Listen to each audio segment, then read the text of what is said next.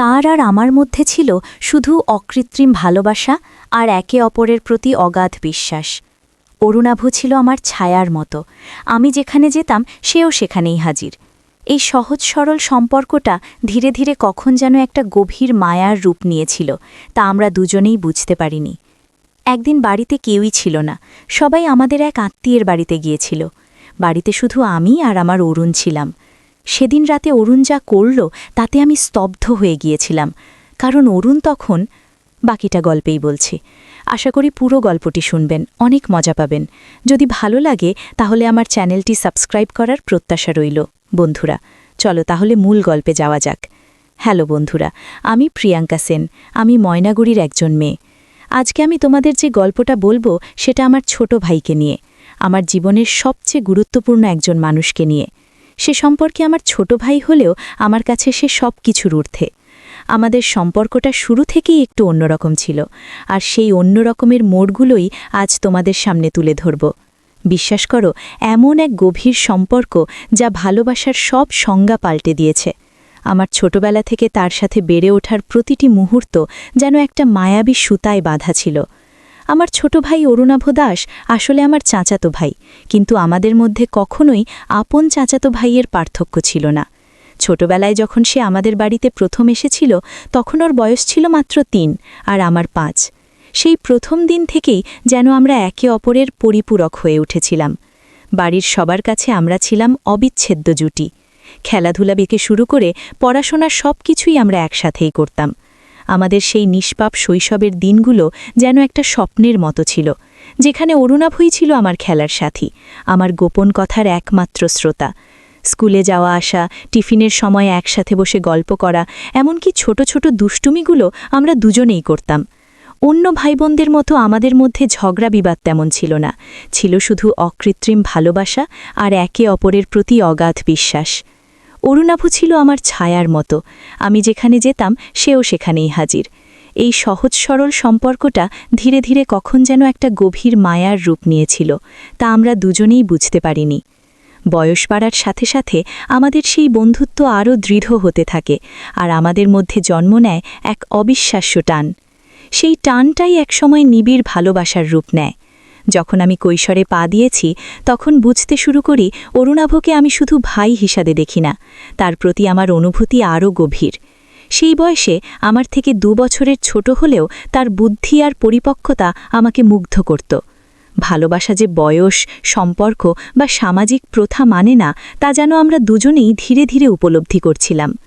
আমাদের এই ভালোবাসার জন্ম হয়েছিল অসংখ্য ছোট ছোট স্মৃতির বুননে, যা ভাষায় প্রকাশ করা সত্যিই অসম্ভব।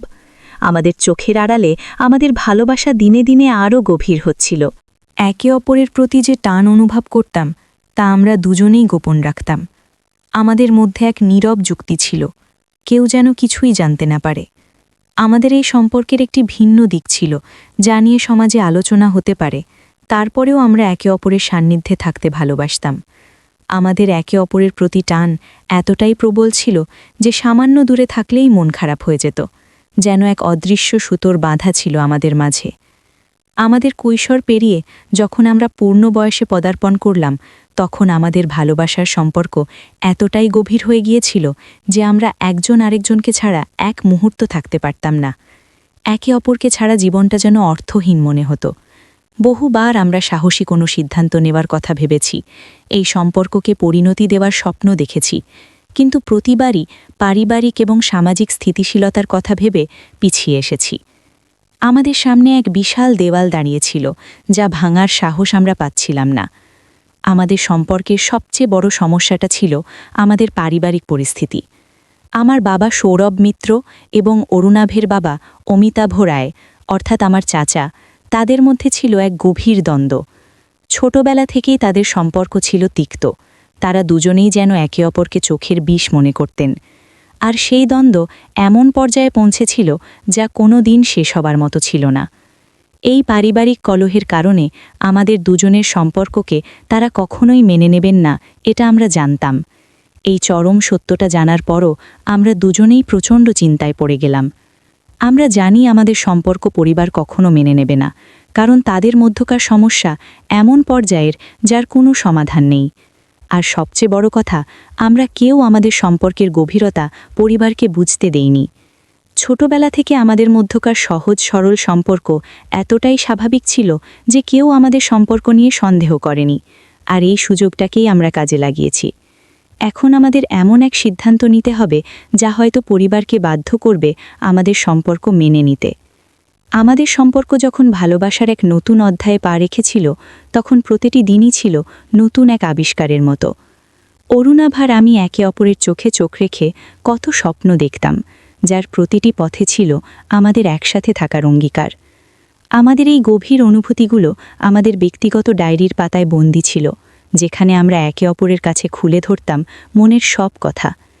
এই ভালোবাসার বন্ধন এতটাই দৃঢ় ছিল যে বাইরের কোনো কিছুই যেন তা ছিন্ন করতে পারত না। আমাদের সম্পর্কের একটা দারুণ দিক ছিল আমাদের যোগাযোগ। একে অপরের সাথে কথা না বলে যেন আমাদের দিন কাটতই না। পড়াশোনার ফাঁকে লুকিয়ে লুকিয়ে ছোট ছোট বার্তা আদান প্রদান, অথবা রাতে সবাই ঘুমিয়ে পড়লে ফোনে ফিসফিস করে গল্প করা, এটাই ছিল আমাদের নিত্যদিনের রুটিন। এই সময়গুলোতেই আমরা একে অপরকে আরও নিবিড়ভাবে চিনতে পেরেছিলাম। আমাদের ভবিষ্যৎ নিয়ে আলোচনা করতাম, যদিও সেসব আলোচনায় অনিশ্চয়তার মেঘ সবসময় উকি দিত, কিন্তু তা সত্ত্বেও আমরা স্বপ্ন দেখা ছাড়তাম না। মনে পড়ে একবার অরুণাভের জন্মদিন ছিল। সেদিন স্কুল থেকে ফেরার পথে আমি ওর জন্য নিজের জমানো টাকা দিয়ে একটা ছোট্ট উপহার কিনেছিলাম। সেটা ছিল একটা গল্পের বই। বইটা হাতে পেয়ে ওর চোখে যে খুশির ঝলক দেখেছিলাম তা আজও আমার স্পষ্ট মনে আছে।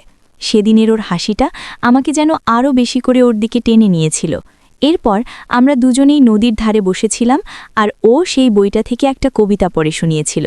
সেই দিনটা ছিল আমাদের সম্পর্কের এক মাইল ফলক, যেখানে আমাদের ভালোবাসা আরও এক ধাপ এগিয়ে গিয়েছিল। আমাদের এই গভীর অনুভূতি নিয়ে আমরা দুজনেই খুব সচেতন ছিলাম।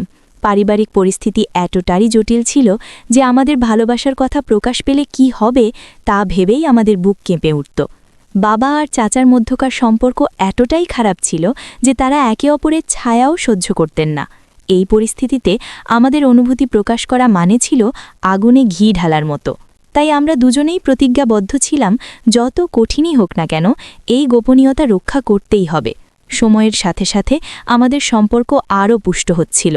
অরুণাভ কলেজে ভর্তি হবার পর আমাদের দেখা করার সুযোগ কমে গিয়েছিল, কিন্তু আমাদের মধ্যকার টান একটুও কমেনি, বরং দূরত্ব যেন আমাদের ভালোবাসা আরও বাড়িয়ে দিয়েছিল। দিনের পর দিন ফোন আর টেক্সট মেসেজের মাধ্যমে আমরা একে অপরের সাথে যুক্ত থাকতাম। প্রতিটি মেসেজ আর প্রতিটি ফোন কল যেন এক নতুন আশার আলো নিয়ে আসত। আমাদের মনে সবসময় একটাই চিন্তা ঘুরপাক খেত, কিভাবে সম্পর্কের একটা সুষ্ঠু পরিণতি দেওয়া যায়। এই পারিবারিক দ্বন্দ্বের কারণে আমাদের ভবিষ্যতের পথটা ছিল কুয়াশাচ্ছন্ন। আমরা জানতাম আমাদের বাবা মা কখনোই আমাদের সম্পর্ক মেনে নেবেন না, অথচ আমরা একে অপর ছাড়া বাঁচার কথাই ভাবতে পারতাম না। এই পরিস্থিতিতে আমরা দুজনেই গভীর হতাশায় ডুবে যাচ্ছিলাম। কি হবে আমাদের পরিণতি? এই ভালোবাসার কি কোনো ভবিষ্যৎ আছে? এই প্রশ্নগুলো আমাদের মনে সর্বক্ষণ ঘুরপাক খেত। একদিন বিকেলে অরুণাভ আমার সাথে দেখা করতে এলো। ওর মুখটা দেখে মনে হলো যেন খুব চিন্তিত।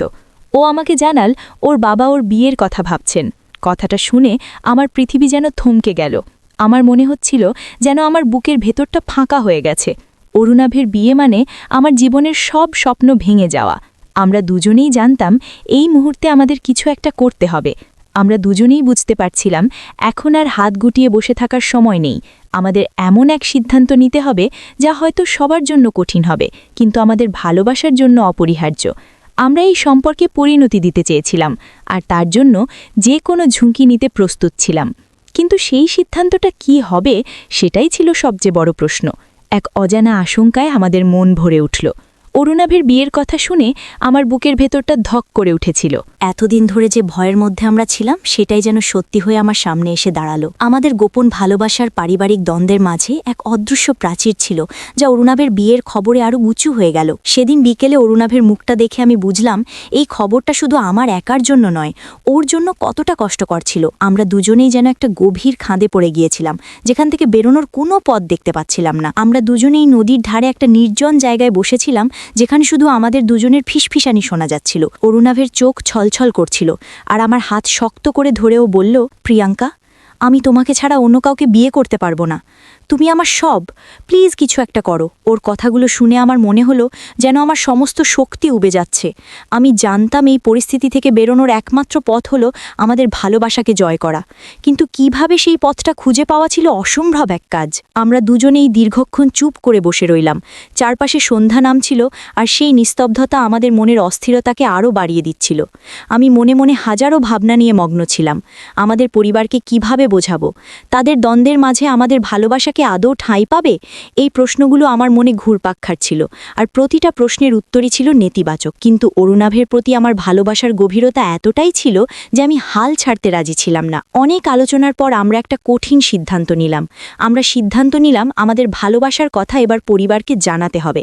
আমরা জানতাম এটা খুব ঝুঁকিপূর্ণ হবে, কিন্তু এর বাইরে আর কোনো পথ খোলা ছিল না। অরুণাভের বাবা যখন ওর বিয়ের প্রস্তুতি নিতে শুরু করবেন, তার আগেই আমাদের নিজেদের অবস্থান পরিষ্কার করতে হবে। এই সিদ্ধান্ত নিতে গিয়ে আমাদের দুজনেরই বুক দুরুদুরু করছিল, কারণ আমরা জানতাম এর পরিণতি কি হতে পারে।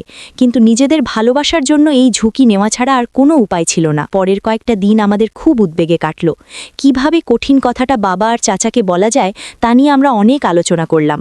অবশেষে আমরা ঠিক করলাম আগে আমার বাবাকে জানাবো, কারণ তিনি কিছুটা হলেও শান্ত প্রকৃতির। একদিন সন্ধ্যায় আমি আর অরুণাভ বাবাকে আমাদের ভালোবাসার কথা বলার জন্য সাহস সঞ্চয় করলাম। বাবার সামনে বসে আমাদের দুজনেরই হাত পা ঠান্ডা হয়ে যাচ্ছিল, কিন্তু আমরা জানতাম এখন পিছু হটা যাবে না। বাবার কাছে আমাদের ভালোবাসার কথা প্রকাশ করা ছিল এক ভয়ঙ্কর অভিজ্ঞতা। প্রথমে তিনি আমাদের কথা শুনে অবাক হয়ে গেলেন, তারপর তার মুখে ধীরে ধীরে রাগ আর হতাশার ছাপ ফুটে উঠল। তিনি চিৎকার করে বললেন, তোমরা এসব কি বলছো? এই সম্পর্ক কোনোদিন সম্ভব নয়। তোমাদের চাচার সাথে আমাদের সম্পর্ক কেমন সেটা কি তোমরা জানো না? বাবার মুখ দেখে মনে হচ্ছিল যেন তার মাথায় আকাশ ভেঙে পড়েছে। তিনি স্পষ্ট জানিয়ে দিলেন এই সম্পর্ক তিনি কোনো দিন মেনে নেবেন না। এই প্রতিক্রিয়া দেখে আমরা দুজনেই খুব ভেঙে পড়লাম। অরুণাভ আমাকে ধরে সান্ত্বনা দেবার চেষ্টা করল, কিন্তু আমার চোখের জল কিছুতেই থামছিল না। বাবার এত বড় বিরোধিতা আমাদের জন্য ছিল অপ্রত্যাশিত। আমরা জানতাম এটা সহজ হবে না, কিন্তু এতটাও কঠিন হবে তা ভাবিনি। আমাদের মনে হলো যেন আমাদের ভালোবাসার উপর বজ্রপাত হয়েছে, কিন্তু এই প্রতিকূলতা সত্ত্বেও আমাদের একে অপরের প্রতি ভালোবাসা আরও গভীর হতে লাগল, কারণ আমরা বুঝতে পারছিলাম এই সংগ্রামটা এখনই শুরু হয়েছে। বাবার কাছ থেকে এই প্রত্যাখ্যান পাওয়ার পর আমরা দুজনেই দিশেহারা হয়ে গেলাম, কিন্তু হাল ছেড়ে দেওয়া চলবে না। আমরা দুজনেই একে অপরের দিকে তাকালাম আর বুঝলাম এই বাধা অতিক্রম করতে আমাদের আরও বেশি দৃঢ় হতে হবে। সামনে আরও অনেক কঠিন পথ বাকি, কিন্তু আমরা একসাথে সেই পথ পাড়ি দিতে বদ্ধপরিকর ছিলাম। আমাদের বাবার কাছ থেকে যে প্রত্যাখ্যান পেয়েছিলাম তা আমাদের দুজনকেই যেন এক কঠিন বাস্তবতার মুখোমুখি দাঁড় করিয়েছিল। চোখের জল মুছে আমরা দুজনেই একে অপরের দিকে তাকালাম। অরুণাভ আমার হাত ধরে বলল, প্রিয়াঙ্কা, আমরা জানতাম এটা সহজ হবে না, কিন্তু আমাদের হার মানলে চলবে না। ওর কথাগুলো আমাকে নতুন করে শক্তি জোগাল। আমরা বুঝতে পারছিলাম এই যুদ্ধটা দীর্ঘ হবে, কিন্তু আমরা প্রস্তুত ছিলাম। আমাদের প্রথম ধাপ ছিল বাবাকে বোঝানো। প্রতিদিন একটু একটু করে আমরা বাবাকে বোঝানোর চেষ্টা করতাম। আমি তাকে আমাদের ভালোবাসার গভীরতা সম্পর্কে বলতাম, আর অরুণাভ আমাদের সম্পর্কের পবিত্রতা নিয়ে কথা বলতো। কিন্তু বাবা অবশ্য তার অবস্থানে অটল ছিলেন। তার কাছে আমাদের সম্পর্ক মানেই ছিল পরিবারের সম্মানহানি আর চাচার সাথে তার পুরনো শত্রুতাকে উস্কে দেওয়া। তিনি মনে করতেন এই সম্পর্ক মেনে নেওয়া মানে চাচার কাছে হেরে যাওয়া। একদিন অরুণাভর বাবা অর্থাৎ আমার চাচা আমাদের বাড়িতে এলেন। সাধারণত তাদের মধ্যে কোনো যোগাযোগই হয় না, কিন্তু সেদিন কেন জানি তিনি এসেছিলেন। আমার বাবা তাকে দেখেই মুখ ঘুরিয়ে নিলেন। আমরা ভেবেছিলাম হয়তো এই সুযোগে আমরা আমাদের ভালোবাসার কথা দুজনের কাছেই বলতে পারব, কিন্তু পরিস্থিতি আরও খারাপ হয়ে গেল। তাদের মধ্যে আবারও পুরনো বিবাদ শুরু হলো। আমরা দুজনেই অসহায়ভাবে তাকিয়ে রইলাম, কারণ জানতাম এই মুহূর্তে আমাদের ভালোবাসার কথা বলা মানে আগুনে ঘি ঢালা। এই পারিবারিক কলহ আমাদের সম্পর্ককে আরও কঠিন করে তুলছিল। আমরা বুঝতে পারছিলাম শুধু আমাদের বাবা মাকে রাজি করালেই হবে না, তাদের মধ্যকার দ্বন্দ্বটাও মেটাতে হবে। কিন্তু তা কিভাবে সম্ভব? দুই ভাই যেন একে অপরের চরম শত্রু। তাদের রাগ অভিমান এত বছরের পুরনো যে তার সমাধান খুঁজে পাওয়া এক প্রকার অসম্ভব মনে হচ্ছিল। আমাদের মনে হলো যেন আমরা এক গোলক ধাঁধায় আটকে পড়েছি। আমরা ঠিক করলাম এই কঠিন পরিস্থিতিতে আমাদের আরও কৌশলী হতে হবে। সরাসরি বিরোধিতা না করে আমরা অন্য পথ খুঁজব। আমরা দুজনেই আমাদের পড়াশোনা আর ভবিষ্যতের প্রতি আরও মনোযোগ দিতে শুরু করলাম, যাতে বাবা মা আমাদের গুরুত্ব দেন।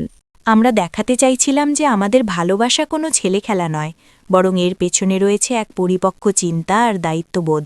আমরা বিশ্বাস করতাম একসময় হয়তো তারা আমাদের ভালোবাসার গভীরতাটা বুঝতে পারবেন, কিন্তু দিনের পর দিন যাচ্ছিল আর পরিস্থিতি আরও জটিল হচ্ছিল।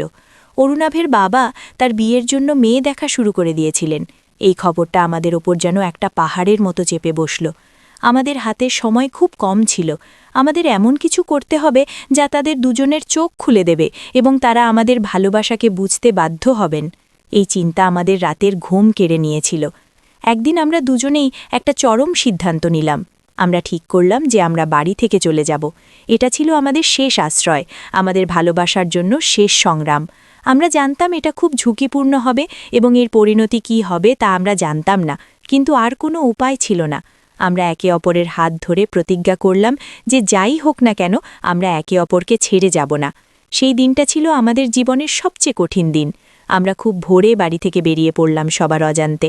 আমাদের মনে ছিল ভয় ও অনিশ্চয়তা, কিন্তু তার থেকেও বেশি ছিল একে অপরের প্রতি ভালোবাসা আর এক নতুন জীবনের স্বপ্ন। আমরা জানি না আমাদের এই সিদ্ধান্ত ঠিক ছিল কিনা, কিন্তু আমাদের ভালোবাসার জন্য আমরা এই ঝুঁকি নিতে প্রস্তুত ছিলাম। আমাদের সামনে ছিল এক অজানা পথ, আর সেই পথে পাড়ি দেওয়ার জন্য আমরা দুজনেই প্রস্তুত ছিলাম। বাড়ি থেকে চলে যাওয়ার সিদ্ধান্তটা আমাদের জন্য যতটা সাহসী ছিল, ঠিক ততটাই কঠিন। আমরা খুব ভোরে বেরিয়ে পড়েছিলাম। তখনও ভোরের আলো ফোটেনি ঠিকমতো। ময়নাগুড়ি শহরের ঘুম ভাঙার আগেই আমরা যেন এক অনিশ্চিত যাত্রায় পা দিয়েছিলাম। আমাদের ছোট ব্যাগগুলোতে ছিল শুধু কয়েকটা দরকারি জামাকাপড় আর কিছু জরুরি কাগজপত্র। মনে ভয় ছিল, বুক কাঁপছিল, কিন্তু অরুণাভের হাতের উষ্ণ স্পর্শ আমাকে সাহস দিচ্ছিল। আমরা একে অপরের দিকে তাকিয়েছিলাম, যেন এটাই আমাদের শেষ সুযোগ। প্রথমে আমরা একটা ট্রেনে করে শহর থেকে বেশ খানিকটা দূরে চলে গেলাম। যাত্রাপথে আমরা দুজনেই চুপচাপ ছিলাম। বাইরের দৃশ্যগুলো দ্রুত পাল্টে যাচ্ছিল, আর আমাদের মনের ভেতর চলছিল হাজারো চিন্তা। বাবা মা কী করছেন এখন? তারা কি আমাদের খুঁজছেন? আমাদের নিয়ে কি ভাবছেন? এই প্রশ্নগুলো আমাদের অস্থির করে তুলছিল, কিন্তু ফিরে যাওয়ার কোনো প্রশ্নই ছিল না, কারণ আমরা জানতাম বাড়ি ফিরে গেলে আমাদের ভালোবাসা কখনোই পরিণতি পাবে না। একটা ছোট শহরে নেমে আমরা একটা অচেনা রেলওয়ে স্টেশনের বাইরে দাঁড়ালাম। কোথায় যাব, কি করব, কিছুই ঠিক ছিল না। অরুণাভ আমার দিকে তাকিয়ে বলল, প্রিয়াঙ্কা, ভয় পেও না, আমরা একসাথে আছি, আমরা ঠিক পথ খুঁজে নেব। ওর কথাগুলো আমাকে কিছুটা স্বস্তি দিল। আমরা দুজনেই নিজেদের অজান্তেই এক নতুন জীবনের সন্ধানে বেরিয়ে পড়েছিলাম, যেখানে আমাদের ভালোবাসাই ছিল একমাত্র পাথেয়। সেই দিনটা ছিল আমাদের জন্য এক নতুন অভিজ্ঞতা। আমরা দুজন অচেনা মানুষের মতো একটা ছোটখাট লজে উঠলাম, নিজেদেরকে ভাই বোন পরিচয় দিয়ে। আমাদের কাছে টাকা পয়সা খুব বেশি ছিল না, তাই খুব সাবধানে খরচ করতে হচ্ছিল। বিকেলে আমরা স্থানীয় বাজারে গেলাম, নিজেদের জন্য কিছু খাবার কিনলাম। সব কিছুই যেন আমাদের জন্য নতুন মনে হচ্ছিল, এক ভিন্ন জীবন। কিন্তু এসবের মধ্যেও আমরা দুজনেই একে অপরের পাশে ছিলাম, একে অপরের শক্তি ছিলাম। রাতে যখন আমরা ছোট্ট লজ রুমে শুয়েছিলাম, তখন বাইরে প্রবল বৃষ্টি হচ্ছিল।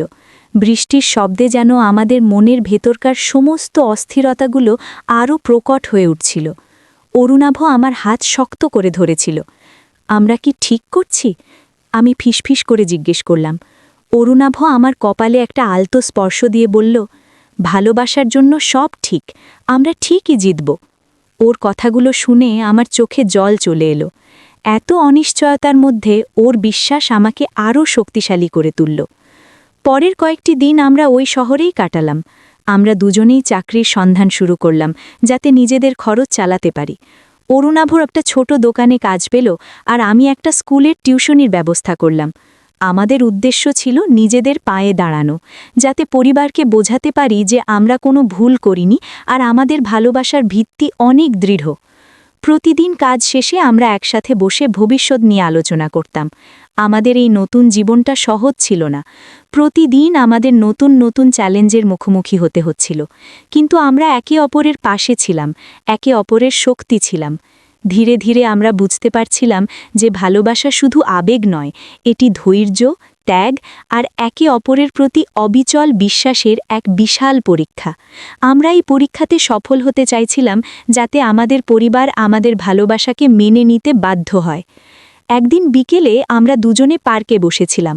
অরুণাভর ফোন বেজে উঠল। স্ক্রিনে বাবার নম্বর দেখে ও চমকে উঠল। এতদিন পর বাবা আমাদের খুঁজতে শুরু করেছেন। আমাদের বুকের ভেতর ধরফর করছিল। এখন কি হবে? আমরা কি ধরা পড়ে গেলাম, নাকি বাবা আমাদের সাথে কথা বলতে চাইছেন? এক অজানা উত্তেজনা আর আশঙ্কায় আমাদের মন ভরে উঠল। অরুণাভ ফোনে বাবার নম্বর দেখে আমাদের দুজনেরই বুক ধরফর করে উঠেছিল। এতদিন পর বাবার ফোন, এর মানে কি? বাবা কি জানতে পেরেছেন আমরা কোথায় আছি, নাকি তিনি আমাদের ফিরিয়ে নিতে চাইছেন? এক অজানা আশঙ্কায় আমাদের মন ভরে উঠেছিল। অরুণাভ কিছুক্ষণ ইতস্তত করে অবশেষে ফোনটা ধরল। আমি ওর দিকে তাকিয়েছিলাম, ওর মুখের প্রতিটি পরিবর্তন লক্ষ্য করছিলাম। ফোন ধরে অরুণাভ প্রথমে কিছুই বলতে পারছিল না, শুধু শুনছিল। ওর মুখটা ধীরে ধীরে সাদা হয়ে গেল, যেন কোনো খারাপ খবর পেয়েছে। তারপরও কাঁপা কাঁপা গলায় শুধু বলছিল, হ্যাঁ বাবা, না বাবা। আমার মনে হচ্ছিল যেন আমার হৃৎপিণ্ডটা বুকের ভেতর থেকে লাফিয়ে বেরিয়ে আসবে। ফোন রাখার পর অরুণাভ আমার দিকে তাকিয়ে একটা গভীর শ্বাস নিল। ওর চোখে জল টলমল করছিল। বাবা, অরুণাভ শুরু করল, কিন্তু ওর গলা বুঝে আসছিল। বাবা খুব ভেঙে পড়েছেন, তিনি চান আমরা ফিরে যাই। মাও খুব কান্নাকাটি করছেন। ওর কথাগুলো শুনে আমারও চোখে জল চলে এলো। এতদিনের জেদ, রাগ, অভিমান সব যেন এক মুহূর্তে গলে গেল। আমরা জানতাম আমাদের বাবা মা আমাদের ভালোবাসেন, কিন্তু তাদের নিজেদের দ্বন্দ্বের কারণে তারা আমাদের সম্পর্কটা মেনে নিতে পারছিলেন না। এখন মনে হলো হয়তো আমাদের চলে যাওয়াটা তাদের চোখ খুলে দিয়েছে। আমরা দুজনেই দীর্ঘক্ষণ চুপ করে বসে রইলাম। বাড়ি ছেড়ে আসার পরেই প্রথম আমাদের মনে হলো হয়তো আমাদের সিদ্ধান্তটা ভুল ছিল না। আমাদের অনুপস্থিতি হয়তো তাদের চিন্তাভাবনার পরিবর্তন ঘটাতে সাহায্য করেছে। আমাদের মনে এক নতুন আশার আলো জ্বলে উঠল।